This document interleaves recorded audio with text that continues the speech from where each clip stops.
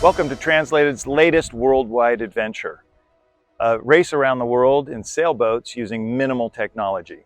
Translated 9 is entered in the Ocean Globe Race, a fully crewed race in sailboats circumnavigating the planet.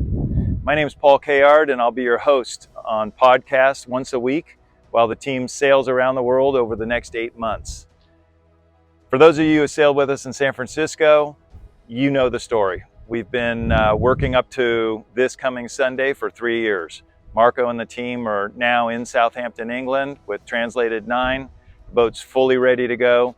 The crew is super excited, and we're all looking forward to wishing them well on Sunday. You may be wondering why Translated is involved in this round-the-world sailboat race. I mean, Marco didn't even know anything about sailing 4 years ago. But Marco wanted to celebrate something. Two things in reality. He wanted to celebrate the fact that progress is made by people who step out of their comfort zone, people who are willing to take on challenges that maybe seem a little beyond their reach. And for Marco, obviously not being a sailor, the idea of racing around the world was well beyond his reach 4 years ago. And the second thing that Marco wants us to remember is that, yes, Translated is in the technology business, but technology is made by humans to be used by humans. And as long as we keep that in perspective, technology can be a very helpful and healthy tool for us.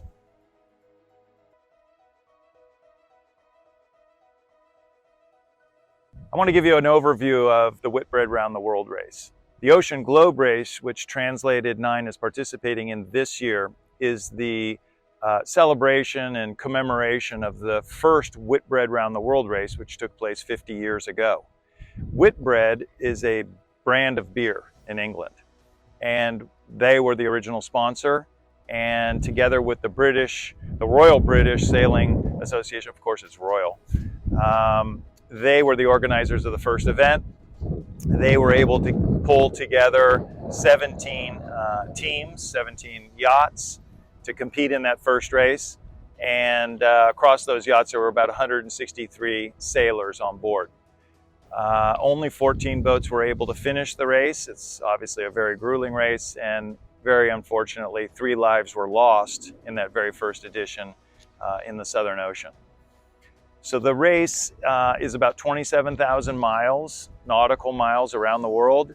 And the original route started in Southampton, England, went to Cape Town, South Africa, Sydney, Australia, Rio de Janeiro, and back to Southampton.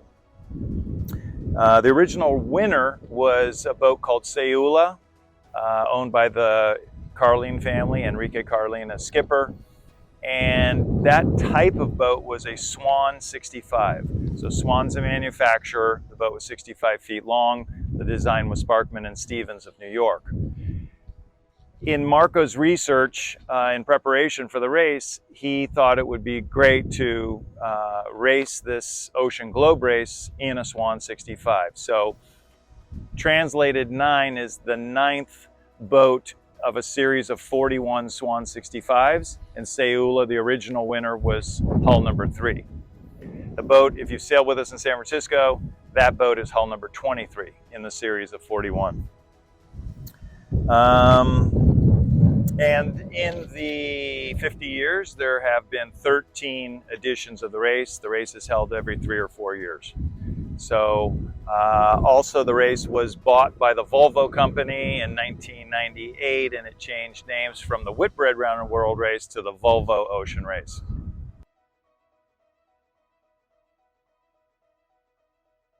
Difference is that there's no GPS on board. So we're all used to knowing exactly where we are on the planet at any given time because we have our iPhones, and life is easy. And the same is true on most sailboats. You have GPS. But the teams will have to figure out their location on the planet using the sextant, which is, what the technology was at the time. Also, there's no autopilot. There's no powered winches or no electrically powered winches. So the teams have to grind the winches themselves. Everything is very much a human challenge. One thing you need to know about this race is that when it gets dark at night, they don't take the sails down and put the anchor out and sit down to a nice warm dinner. Sailing takes place 24 hours a day, 7 days a week. So the team is divided up into a watch system. On Translated 9, there are 10 sailors. 8 of them will be divided in 2 watches of 4, and every 4 hours they will rotate.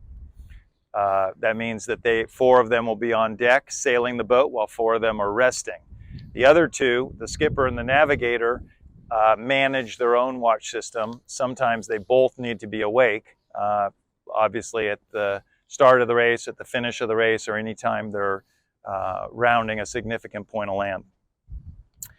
Also, these boats don't carry water. You might be saying, well, what are they going to do for 40 days at sea to, as far as drinking water and eating food?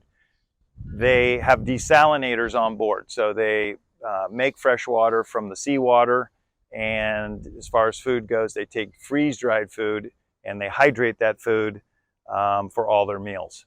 So the reason for all that is to keep the weight down, obviously, significantly on the boat. I want to give you an overview of leg 1 of the Ocean Globe race. So the start is on September 8th in Southampton, England. And the first part of the race is dealing with the English Channel. The English Channel has a lot of currents. The weather systems in the North Atlantic are still permeating the English Channel and really even the Bay of Biscay, which is the area on the north side of Spain and the west side of France. And that whole area, let's say the first 3 days, 4 days of the race can be quite tricky, and dealing with can be big winds and big waves and big currents. Once the fleet gets past Cap Finisterre, which is on the west coast of Portugal, they start to enter the Azores, the trade winds of the Azores high. And there life gets a little more simple.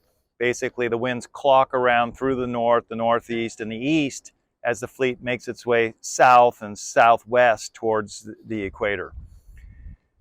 Transgressing the equator is one of the biggest challenges of this leg.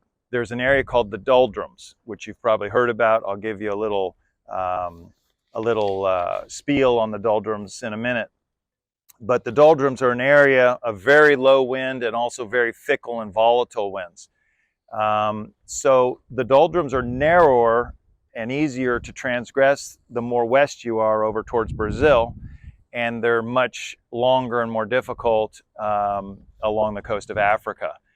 Of course, since the fleet's trying to go from Southampton to Cape Town, skirting the edge of Africa is the shortest distance. But a lot of times in sailing, it pays to sail a longer course in more wind, and you easily overcome the extra mileage. Once the teams get out of the doldrum area and in the southern hemisphere, they'll be hooking into the trade winds of the St. Helena High, and those winds are also coming from the east, and they'll be on port jibe going down the south basically, or maybe slightly southwest initially along the coast of Brazil, and skirting the high pressure, which has no wind in it, will be to their east. And again, they'll be trying to cut it as close as they can because it's shorter distance, but without getting in the light air. And finally, the last weather regime they'll deal with is that the westerlies will kick up down about 30 degrees south latitude, and they will have southwesterlies and westerlies on starboard tack heading into Cape Town and the finish at Tabletop Mountain.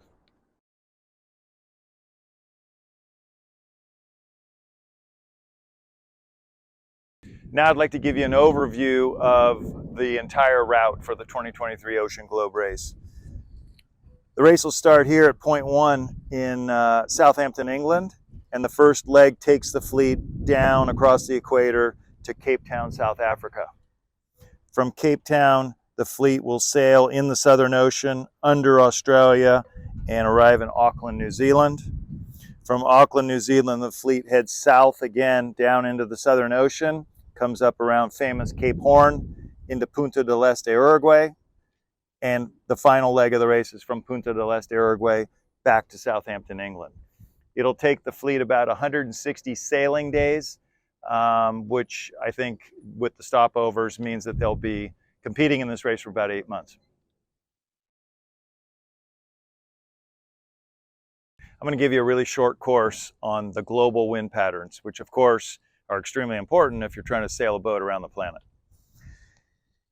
Basically, in the high latitudes, that is to say north of 30 north and south of 30 south, you have westerly winds. Those are the prevailing winds.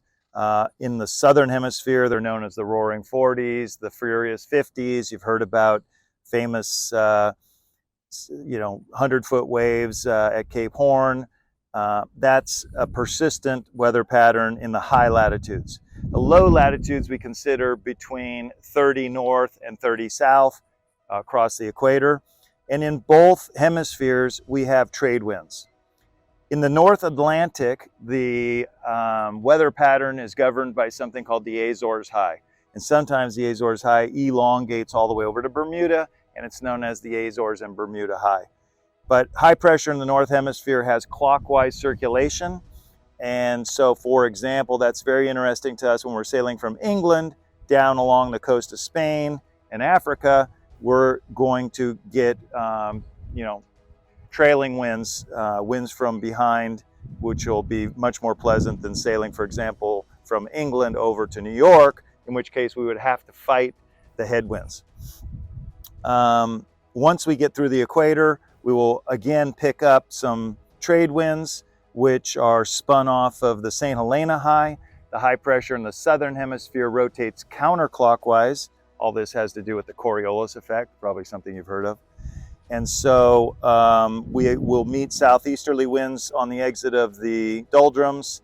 And once again, we will sail down, in this case, the west side of that high pressure system so that we have the favorable trailing winds. And we will hook into the westerlies at the very end of leg one to make our way into Cape Town and the finish at Tabletop Mountain.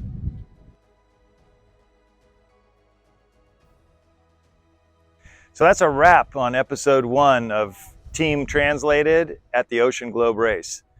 We're going to do this every Friday for the next 8 months, so please join us as we follow Marco and the team on this wild adventure. You know, I think it's notable that Marco found in this Ocean Globe Race a metaphor for one of his deepest beliefs, which is believing in humans, and the fact that everything we do is created by humans to be used by humans. And I think it's going to be great to see how this plays out. Really, there's nothing more human than sailing around the world. The reliance on your teammates is super important.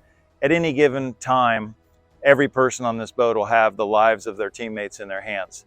So it's a great demonstration of humanity and camaraderie and skill and perseverance, frankly. So let's remember, we all need to believe in humans.